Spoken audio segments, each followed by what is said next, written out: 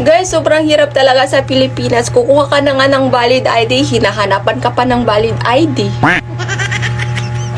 Naku naman, Inday. Pinapahirapan niyo talaga yung mga Pilipino. Oh my God.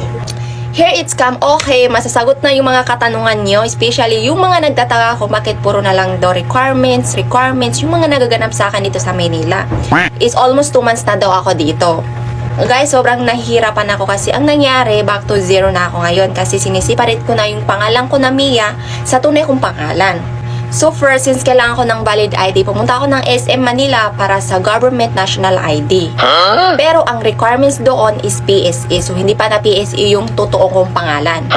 Bumalik na naman ako para magpa-PSA. So pumunta ako ng SM Quiapo para mag-request ng PSA. Hindi naman ako binigyan kasi kailangan din naman ng valid ID. At hindi rin tinanggap yung school ID ko kasi bakit may Arabic to? Ang sabi ko, sa abroad ako nanggaling, sa abroad ako nag-aral, pero hindi talaga nila tinanggap. So medyo nahirapan ako sa part na yon kasi hindi ko alam kung anong ID yung ibibigay ko sa kanila para makapag-request ako ng PSA.